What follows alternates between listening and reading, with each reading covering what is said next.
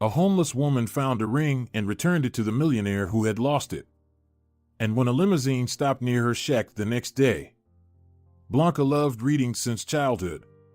Books were always something magical for her. Opening them, she was instantly transported to an entirely different world. Whenever she was sad or someone hurt her, Blanca found solace in the company of her favorite characters. Fantasy stories about brave knights, beautiful princesses, and mysterious worlds immersed her in amazing adventures and made her dream. As the years went by, Blanca's passion for reading only grew. She spent hours in the school library, exploring shelves filled with books of all genres, from classic literature to science fiction and adventure novels. She couldn't live without the smell of old books and the rustle of pages under her fingers. Every morning, Blanca would make herself cocoa as soon as she woke up and sit on the veranda with a book. Her parents were still asleep, and this was a moment of silence and solitude that belonged only to her. Forgetting about everything else, Blanca would dive into the world of fantasies created by famous authors. Books were her best friends. They shared their wisdom with her and were always there to comfort or entertain her. One of Blanca's favorite genres was historical literature. She loved learning about the lives of people in different eras, their cultures, and traditions. Stories of great civilizations, wars, and discoveries captured her imagination and made her ponder how past events affect our present. Blanca was also passionate about poetry. Her heart would beat faster when she opened the books of famous poets and began reading their innermost thoughts. Every word seemed like a precious gem that needed to be carefully examined to understand its true meaning. As Blanca grew older, she decided to enroll in the philology faculty. The thought of being able to read all the time made her happy and inspired her. Blanca became one of the top students and graduated from university with honors. After that, she was immediately offered a job as an editor at a local magazine. Blanca gladly accepted. The salary wasn't very high, but she gained experience, and after 2 years, she moved to the capital and started working as an editor at a publishing house. Now, she was almost always surrounded by books. They were everywhere, at work, on walks in the park, on trips, and at home. In the studio Blanca rented, books not only stood on shelves, but also lay on windowsills, on cabinets, and even on the floor. Unlike the other girls from the publishing house, Blanca spent her evenings reading on a cozy sofa with a blanket and her favorite cocoa. But one day, her best friend Nina invited her to a club. A band that performs songs based on the poetry of famous poets will be playing there tonight. "I think you'll like it," Nina explained. Blanca happily agreed. She had been feeling lonely lately, and her friend's invitation came at just the right time. In the evening, Blanca dressed up, wearing a beautiful white dress embroidered with artificial pearls and high-heeled shoes that she had kept from her university graduation. She styled her hair beautifully and wore long earrings with precious stones and pearls. Looking at herself in the mirror, Blanca smiled at her reflection. The thought of having a pleasant time made her glow with joy. The club Nina invited her to was in the city center and was known for its cozy atmosphere and high-quality live music. Blanca called a taxi and met Nina at the entrance to the club. When her friend saw her, she was very surprised. "You look so beautiful, Blanca. Your outfit suits you so well. I think we should go out more often." Blanca smiled and thanked Nina. Together, they entered the club, where they were greeted by soft, dim lights and the quiet sounds of an acoustic guitar. Musicians were already preparing for their performance on stage, checking their instruments and tuning their microphones. "I'm so glad we came here," Blanca said quietly, looking around. "This place is just magical. It's so nice to be here." Nina smiled in response. "Yes, me too. I've heard that these musicians are incredibly talented. They know how to convey the emotion of poetry through music." The girls took a table near the stage and ordered non-alcoholic drinks. Blanca noticed a tall, handsome man nearby who was looking at her with interest. He was wearing a suit and a white shirt. Nina saw him too. "Blanca, look at how he's looking at you," she whispered to her friend. "Do you know him?" "No," I've never seen him before, Blanca replied, feeling embarrassed. Nina smiled. Then he must like you, she said. At that moment, the lights in the hall went out, and a young man with a neat beard stepped onto the stage. That's their vocalist, Nina whispered, and Blanca nodded, not taking her eyes off the stage. Good evening, friends, the young man greeted the audience. We're happy to see you here. Are you ready to dive into the enchanting world of poetry? The hall burst into applause. We've been inspired by famous world poets in our work, the young man continued. We hope you enjoy our interpretation of their masterpieces. The audience applauded again. The first chords of the guitar sounded, and the hall was filled with the magic of music. The vocalist began to sing a song based on the poetry of Gabriel Garcia Marquez, and his voice touched the hearts of the listeners. The music played with each line of the poem, giving it new shades of meaning. Everything sounded so harmonious that Blanca closed her eyes with pleasure. She felt every word, every note with every cell of her body. This is just incredible. Nina whispered when the first song ended. How do they do it? It's true art. Blanca agreed. I feel every word. The evening continued, and the band performed song after song based on the poetry of different poets. Each composition was unique and left an unforgettable impression. When the concert ended, the hall erupted in applause. The musicians bowed to the audience and thanked everyone for the warm reception. Blanca was deeply moved and shaken by the performance, so when the lights came on, she didn't immediately realize where she was. Nina's eyes sparkled with tears. I need a minute to gather myself, she said. Blanca nodded in agreement, and at that moment, she felt someone's gaze on her. She looked up and saw the same man who had been sitting at the nearby table. He was smiling at her. I see you enjoyed the performance, he said softly. Blanca blushed and nodded. It was amazingly beautiful and unforgettable, she shared her impressions. I agree with you, the man replied. These guys are a real treasure. I try not to miss their performances, even if I'm abroad at the time. Blanca raised her eyebrows in surprise. By the way, my name is Raul, the man introduced himself. And you? Blanca, the girl replied and introduced Nina. Very nice to meet you, Raul said politely. Perhaps you would like to take a walk in the fresh air? Blanca looked at Nina in panic. Her friend discreetly winked at her and said, Unfortunately, I need to go home, but I think Blanca can keep you company. Blanca almost fainted upon hearing this. Why was Nina doing this? Great, Raul smiled. Then I'll just have a word with the vocalist and be right back. With these words, the man got up from the table and walked away. Taking advantage of the moment, Blanca looked at Nina indignantly. Why did you do that? I thought we were friends, she exclaimed. Nina just shook her head. You're so silly, Blanca. Can't you see how he looks at you? He likes you, not me. That's why I decided to leave you two alone. Blanca nodded shyly. But I don't know what to talk to him about, she complained. You'll figure it out, Nina said and, hugging Blanca, headed for the exit. Raul returned a couple of minutes later and, to Blanca's amazement, gave her a white rose. This flower suits your outfit very well, he said, looking at her intently. Blanca took the flower and brought it to her face. She was very pleased with the man's attention. The young people left the club and went for a walk downtown. The evening was simply splendid. It turned out that Raul was easy to talk to, and Blanca felt wonderful. The man also loved literature, history, and, of course, poetry. After the walk, Raul called a taxi and took Blanca home.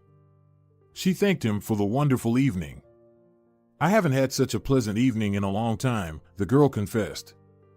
I think we should make this a tradition, Raul replied. He asked for Blanca's phone number and hugged her goodbye. Blanca returned home feeling happy and content. The next day, Raul invited Blanca to visit a literary museum, and the girl happily agreed. After the tour, they went to a restaurant for dinner. Blanca guessed that Raul was doing quite well financially, but for her, it didn't matter. The young people started meeting regularly. They went to various places, walked in parks, and one day Raul invited Blanca to visit a nearby city to attend an evening with a famous poetess. Half a year passed this way. Every day, the young people discovered something new and amazing in each other. Raul always admired Blanca's intelligence and beauty, and she appreciated his support and masculinity. Blanca and Raul grew closer, and the girl realized she had fallen in love. Raul courted her beautifully, giving her gifts and taking care of her. Everyone around them admired their relationship. One day, Raul invited the girl to a restaurant and ordered champagne. It was a weekday, and Blanca was very surprised. "I just want this moment to be special and unforgettable," Raul explained.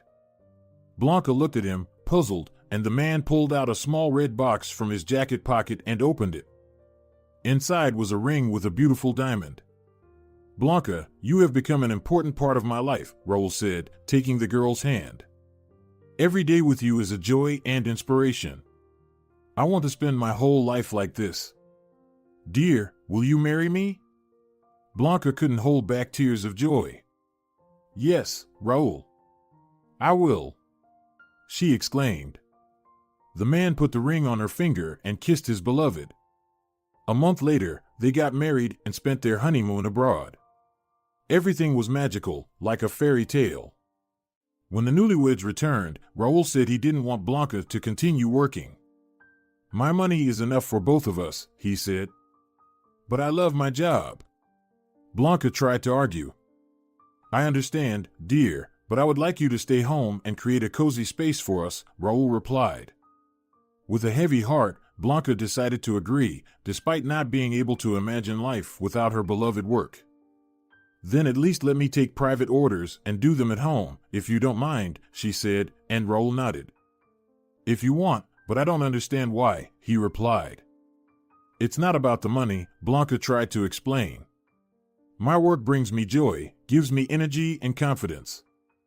Raul said nothing, but his face spoke for him. He didn't understand Blanca. For him, work was always just business, a way to make money. If what he did stopped being profitable, he would switch to something else immediately.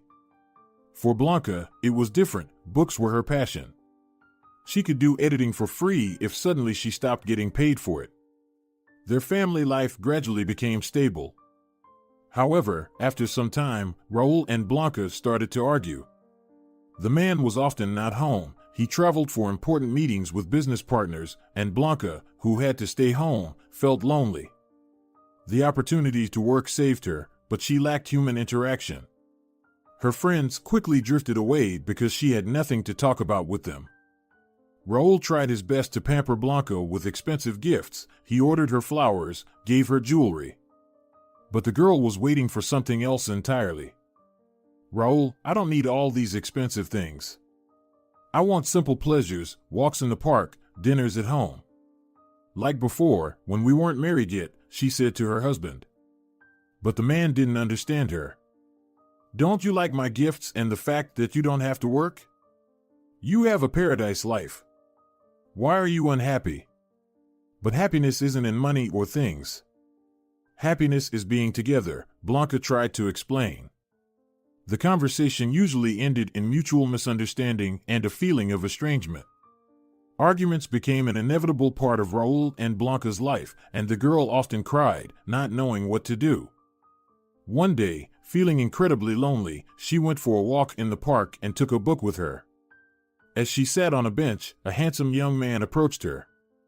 He started a conversation, asking what she was reading, and Blanca answered him. They talked about books, and the guy turned out to be very knowledgeable and well-read. After a while, the young man suggested they have a cappuccino at a nearby cafe. Blanca hesitated for a moment, but she missed simple human interaction so much that she decided to agree. "I'm not doing anything wrong. We're just talking," she thought to herself. They went to the cafe and continued their conversation there. Then the young man said he had to go and asked for Blanca's phone number. The girl hesitated. "I want to warn you that I'm married," she told her new acquaintance. And I love my husband very much. The guy nodded. I saw the ring on your finger. But I really enjoyed talking to you. You know so much about books, and I sometimes have no one to talk to. Blanca sighed. I felt the same way talking to you. I just need a good friend, that's all.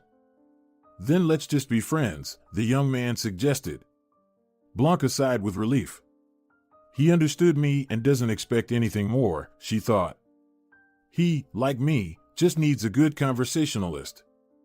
Blanca gave the guy her number and headed home. Late in the evening, a thunderstorm broke out.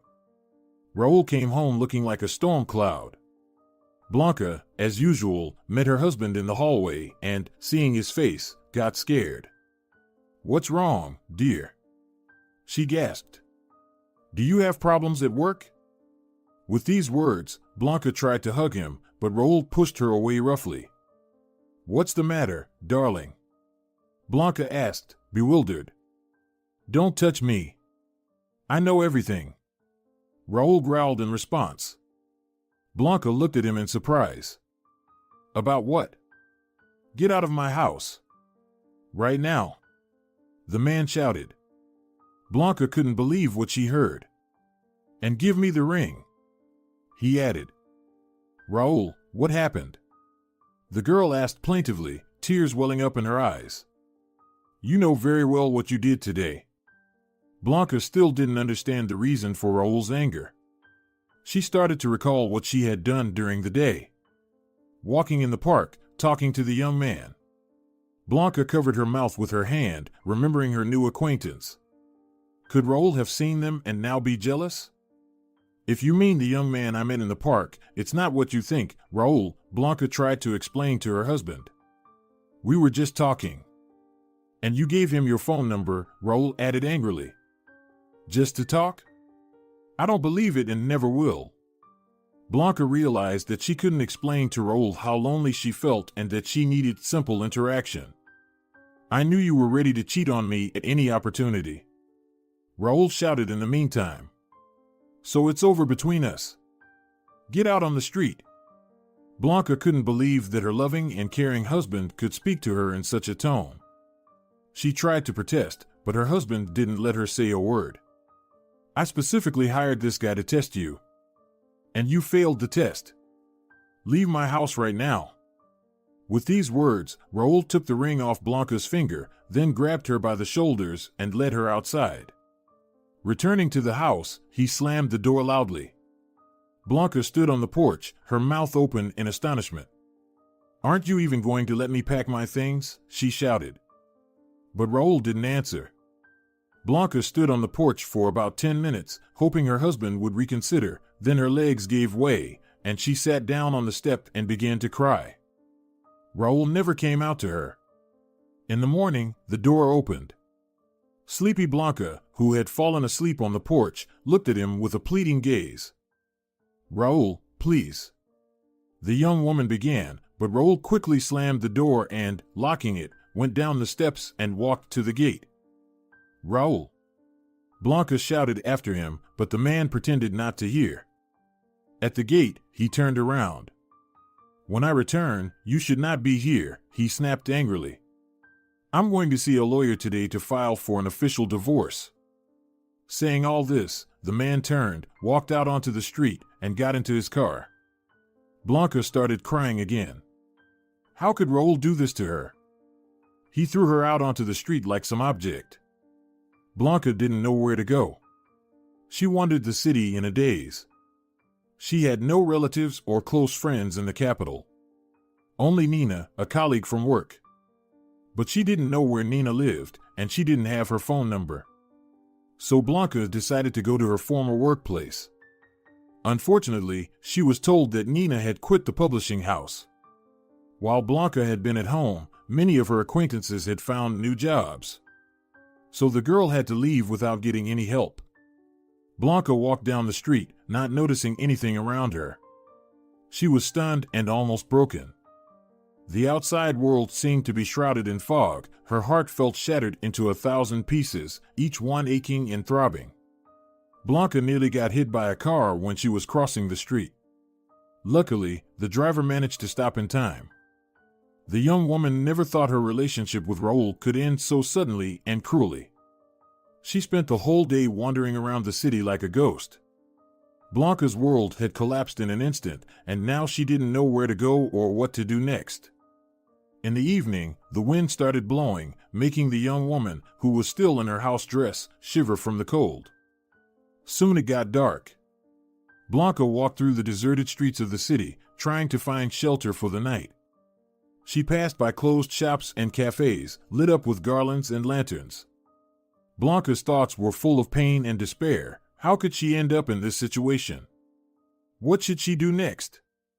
Passing by a park, she noticed a bench under a large tree. Tired and cold, Blanca decided to sit for a minute and then continue on her way. She sat down on the bench and covered her face with her hands, feeling the hopelessness of her situation. Blanca realized she had no strength left to stand. She curled up on the bench and fell asleep. The next day repeated itself. Blanca wandered around the city all day, afraid that she would be taken to a police station. Around noon, the girl came to the river and noticed homeless people under a bridge. They were sitting by a fire, roasting sausages. Blanca was very hungry and decided to approach, though she was very scared. It turned out that a poor woman and her elderly father lived under the bridge. They, too, had ended up in a difficult situation. Their house had accidentally burned down, and they had no insurance, so now they had to survive.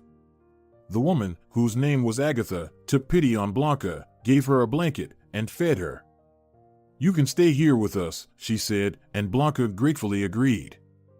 Agatha showed the young woman a shelter they had built together. "You will sleep here. My father and I will sleep in another shelter. No one will bother you," Agatha said. Thus began a completely new life for Blanca, one she could never have imagined before. At first, Agatha took care of the young woman, seeing that she was on the verge of despair. She shared warm clothes with Blanca and cooked for everyone. However, after a week, Agatha told Blanca that she needed to think about how she would earn money. "We can't take care of you forever," Agatha said reasonably. "Who knows what might happen to us? You need to stand on your own feet, Blanca." The woman was right. A couple of days later, people from the city administration came and said that they had resolved the issue, and Agatha and her father could move to new housing. Blanca was left under the bridge all alone. She dreamed that one day someone would come and take her away too, but she knew that was impossible. Gathering her strength, Blanca went to the publishing house where she used to work. She understood that she didn't look presentable. She had barely managed to wash her hair in the river and clean the clothes Agatha had given her, but Blanca still looked like a homeless beggar. Yet, the young woman hoped she would be lucky. And so it happened. When she explained what had happened to her, the chief editor took pity on her and promised to give her proofreading assignments. Blanca was very happy. Now she had to go to the publishing house several times a week and take heavy manuscripts to proofread by the river, then bring them back. When Blanca received her first payment, she could afford to take the bus. However, there was still no talk of renting a place or buying new clothes. One morning, Blanca, as usual, was sitting by the fire, listening to the sound of the river and editing a manuscript. The soup was cooking over the fire, and the young woman inhaled its aroma with pleasure. After finishing proofreading another chapter, Blanca stretched and stood up, carefully putting the manuscript away in the shelter. Then she decided to wash up in the river to freshen up. The water was cold but refreshing. Blanca knelt down and began to wash when her attention was suddenly drawn to something shiny. It was a gold ring lying among the stones and sand. Blanca couldn't believe her eyes. How could such a valuable piece of jewelry end up here? She reached out her hand and pulled the ring out of the water. It was adorned with rather large gemstones that looked very expensive. Blanca felt mixed emotions, joy from the find and anxiety about what to do next. "If I sell this ring, my problems will be solved," the young woman thought aloud. "But it doesn't belong to me. It would be much more honest if I tried to return the ring to its owner." Blanca examined the item closely and noticed an engraving with the words "with love and tenderness" and the initials AA on the inside of the ring. Perhaps these were the first letters of the owner's name and surname. The young woman realized she couldn't just keep the find for herself. Her conscience wouldn't allow her to claim someone else's property, even if she was in a difficult situation herself. Blanca firmly decided to try to find the owner of the ring. Returning to her shack, the young woman began to think about how best to proceed. She didn't have internet access to post an announcement about the find. So she decided to go to a publishing house and ask the secretary to do it for her. Blanca had breakfast, finished her work, and, putting the ring in her pocket, headed to the publishing house. The secretary agreed to help the young woman and posted an announcement about the found ring on several local websites. A few days passed. Every time Blanca came to the publishing house, she asked the secretary if anyone had called about the ring, but so far, no one had responded to the announcement. The young woman had already begun to think she might have to keep the ring herself when one day, arriving at work, she saw a very wealthy-looking man waiting for her in the lobby. "Blanca, this man has come to retrieve the ring," the secretary told the young woman. "I told him you found it in the river by the bridge." Blanca nodded and approached the man. "Good day, miss," he said excitedly, standing up from the sofa he was sitting on. "My name is Antonio Amato, and I am a well-known businessman in the city. About a month ago, I was walking along the river and accidentally lost a gold ring that I was going to give to my fiancée. It must have fallen into the sand and then was washed away by the water. Luckily, I came across your announcement and came here." Blanca felt relieved. Her efforts were not in vain. "I am very happy to be able to return your lost item. I always carried it with me just in case." With these words, Blanca took out the ring and handed it to Antonio. "I am very grateful to you and touched by your honesty. Seeing that you are currently in a difficult situation, I would like to help you. Please accept this money as a token of my gratitude." Blanca was embarrassed to hear these words and wanted to refuse, but then she realized that this would help her start a new life. So the young woman agreed to accept the money that Antonio was offering her. "Thank you very much," Blanca said, feeling that she might cry with happiness. "I really need the money right now." With that, Blanca and Antonio parted ways, and the young woman thought they would never see each other again. She returned to the riverbank to spend one more night in her shack. The next day, Blanca firmly decided to move to a hostel to live there initially and find good housing. The young woman couldn't fall asleep for a long time, thinking about how things would turn out, so she woke up late the next day. She was awakened by the sound of a car engine. A sleepy Blanca came out of the shack and couldn't believe her eyes. A limousine was parked near the bridge. Blanca thought that perhaps Antonio Amato had come because she had no other wealthy acquaintances except Raul. But her ex-husband never drove a limousine. While Blanca was pondering, the car door opened, and a beautiful and very elegant young woman got out of the car. She had blonde hair and big blue eyes with velvety lashes. The stranger was dressed in a white blouse, a long silk skirt with a slit, and high-heeled shoes. Enchanted by her beauty, Blanca did not immediately notice that the young woman's face was tear-stained. "Good morning, miss," the stranger addressed Blanca. "Hello," she responded. "My name is Maria Martinez. I am Antonio Amato's fiancée." Blanca raised her eyebrows in surprise. Why had the fiancée of a famous businessman come here? As if hearing her unspoken question, Maria hastily said, "Antonio is missing. He doesn't answer my calls. And this morning a courier brought this envelope." Blanca didn't understand why Maria had come to her and was telling her all this, but she prepared to listen attentively.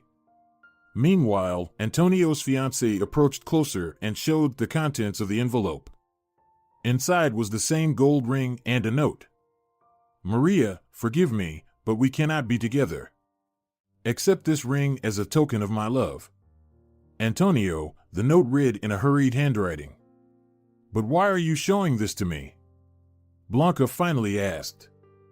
"The thing is," Maria began to explain, "that last night Antonio called me and with laughter told me that he had lost the ring he wanted to give me. I was already upset, but he said that a poor girl had found the jewelry in the river under the bridge. He was very happy because, according to him, he had been looking for this ring for a long time, and it was special.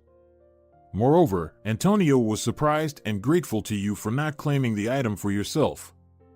We talked for about half an hour, and all this time my fiancée was cheerful and in a very positive mood. And then this morning, I received this envelope.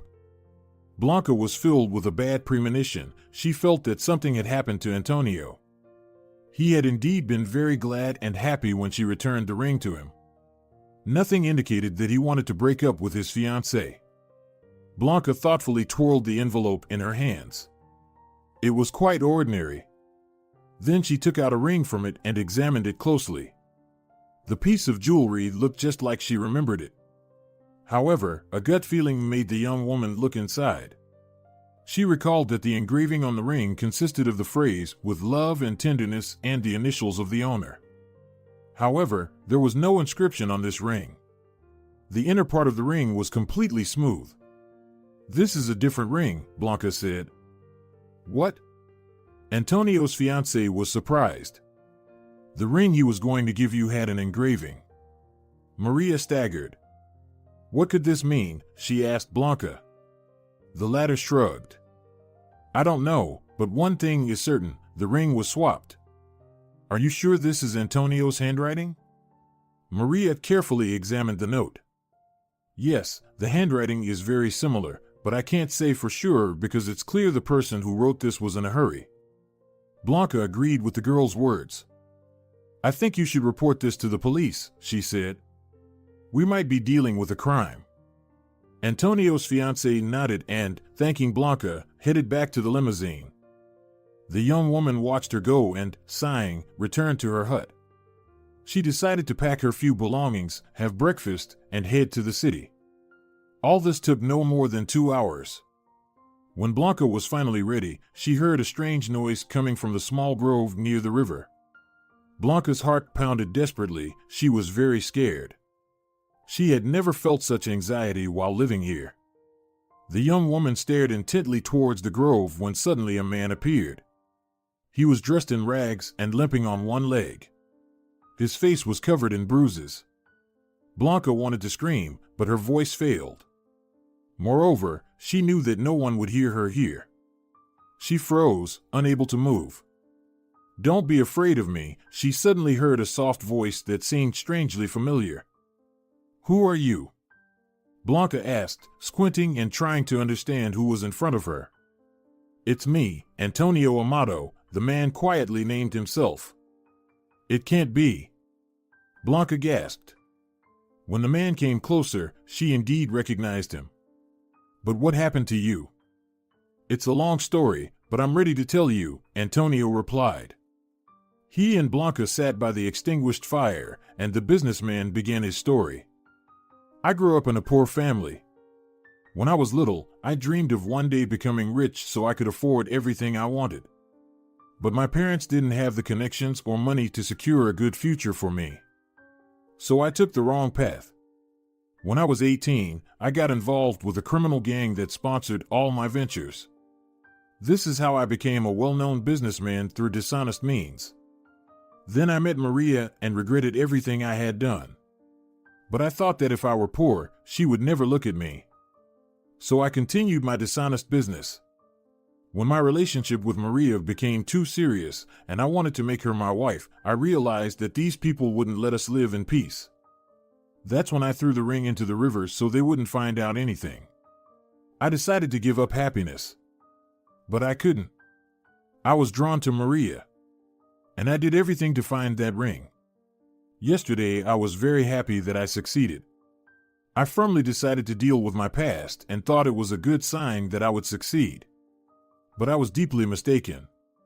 I called the leader of the criminal gang and said that from now on I would conduct my business honestly. He laughed and said it was too late to change anything, then hung up. That night, people broke into my house, grabbed me, and took me somewhere, but I managed to escape. I realized that if I returned to Maria or even contacted her, she would be in danger. So I decided to lay low. Before we met, the secretary at the publishing house told me that you live under the bridge by the river, and I snuck here. I don't have a phone, so no one can track me. Blanca listened very carefully, and when Antonio finished, she said, So it wasn't you who sent the ring and note to Maria? She was here a couple of hours ago. Your fiancée is heartbroken. She thinks you're in trouble. What? Antonio couldn't believe it, and after a short pause, he asked, And what was in the note? What did the ring look like? It looked like yours, but without the engraving. And the note said that you didn't want to see her anymore, Blanca replied. Antonio sighed heavily and let out a bitter groan. Poor Maria. I don't want her to suffer. So they must have listened to our phone conversation and sent her a similar ring to deceive her. I don't know what to do now. The only solution is to leave here alone and start a new life. But what about your fiancée? Blanca asked. She will go crazy with grief. But I can't take her with me. She's used to luxury, Antonio admitted. And wandering with me, is that the happiness she deserves? It seemed to me that she loves you, Blanca said softly. Antonio looked at her in amazement. But how can anyone love someone who has been lying to others all this time and gaining wealth dishonestly?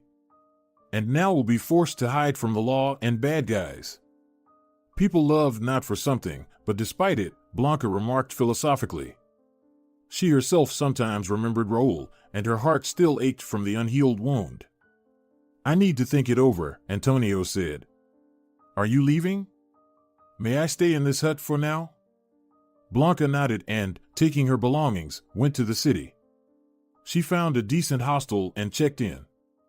Everything seemed fine, and her life was getting back on track. But Blanca couldn't forget Antonio and Maria's story. Were they really not destined to be together? Blanca was very worried about them. A week passed, and the girl couldn't stand it anymore. She decided to go to the bridge to find out how Antonio was doing. Had he left, or was he still living in the hut? Blanca reached the place where the bridge was located by bus and began to descend. From afar, she noticed that the place under the bridge was uninhabited. Blanca sighed. It meant she wouldn't find out what had happened to Antonio and how his story ended. Blanca stood for a while by the long-extinguished fire and suddenly wanted to look inside the hut. There, on the straw-covered floor, she found a note, weighed down by a stone.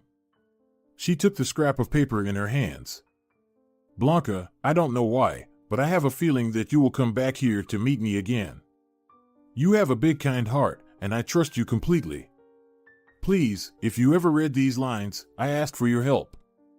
Go to my fiancée. You can find her address in the directory and tell her where I have gone. I wrote the address on the other side of this note. Blanca, you are our angel, and I thank you in advance for your help. Blanca turned the note over. It turned out that Antonio had written the message on a scrap of one of the old, useless manuscripts she had once edited. She barely managed to make out the tiny handwritten letters hidden among the printed words. Memorizing the address, the young woman tore up the note just in case. She left the shack and hurried to the bus stop, feeling tense all over. Blanca feared she might be followed. She returned home and used her new mobile phone to go online. Finding Antonio's fiancée's address, she decided to visit her without delay. The house where Maria lived turned out to be the epitome of elegance. Located in the city center, it was surrounded by a well-tended garden and enclosed by a high fence. Blanca saw a bell at the entrance and rang it. Someone answered, and she walked along a gravel path to the house. At the door, a tall man with a pleasant and welcoming appearance was waiting for her. I wonder who that is, Blanca thought, feeling her heart race with excitement. Good afternoon, how can I help you, miss? The man asked politely. Hello, my name is Blanca, and I came here to speak with Miss Maria. Does she live here? Is she home? The young woman asked. Yes, she is my sister, the man said, nodding toward a beautiful gazebo. Could you wait for her in the garden? Blanca nodded and walked to the gazebo. Inside, it was very cozy. The young woman sat on a bench covered with soft fabric and began to wait. About 5 minutes later, Maria appeared. Seeing Blanca, she gasped and ran toward her. "It's you," she exclaimed in amazement. "Good afternoon, Maria. I came here to deliver a message from Antonio." Blanca told the former businessman's fiancé everything she knew. Listening to the girl, Maria could not hold back her tears. "I thought Antonio was dead," she confessed. "The police couldn't help me at all. I cried so much." Blanca nodded understandingly. "I can imagine what you must have felt," she remarked. "How wonderful that Antonio is alive. It means he loves and waits for me." Maria exclaimed joyfully. "Yes, but he was very afraid that you wouldn't want to see him anymore." Maria shook her head. "I want to be with him no matter what," Maria confessed. "His past doesn't matter to me. The fact that he's no longer a wealthy businessman doesn't matter at all. I truly love him." "Then you need to go and tell him that," Blanca said, and gave the young woman Antonio's new address. "How can I thank you?" Maria asked, but Blanca just shrugged. "Your fiancé already helped me once when I returned his ring. I don't need anything else. I've started a new life, rented a place. I have a job I love. Everything will be fine now." Maria nodded. "But at least let me ask my brother to drive you home." Blanca blushed. "Oh, that's not necessary. I can take the bus. I'm sure it will be faster and more comfortable by car. Besides, he was going somewhere anyway." With these words, Maria ran into the house. A couple of minutes later, she and her brother appeared at the door. "I'd be happy to drive you home," the brother said, nodding at Blanca, who immediately blushed. "By the way, my name is Aurelio." Blanca, the young woman, introduced herself. Aurelio escorted her to his jeep and helped her in. Then he got in and started the engine. Blanca told him her address. Aurelio looked at her closely through the mirror. "Despite your embarrassment, you look pale," he suddenly stated. "Admit it, you haven't eaten in a while?" Blanca looked at the man in surprise and nodded. "Yes. I just realized that," she admitted. "Then we'll stop at a decent place and have lunch first," Aurelio said in a tone that brooked no argument. Blanca had to agree. Deep down, she felt happy and delighted to be going somewhere with a man she liked. Aurelio took her to a restaurant, and they had a wonderful lunch, talking about various topics. The man turned out to be quite erudite, but he also had a great sense of humor. Blanca couldn't stop laughing at his jokes. When they finished lunch, Aurelio drove the young woman home and asked for her phone number. She happily gave it to him. The young people started meeting almost every day and eventually fell in love with each other. Blanca was very happy and no longer felt lonely. She loved her new life. Things also went well for Antonio and Maria. Antonio found a simple job under an assumed name and earned a decent living, while Maria took care of setting up their new rental home. They too began a completely new and happy life. Dear viewers, if you enjoyed the story, please support the video by liking it and leaving a comment. Thank you very much.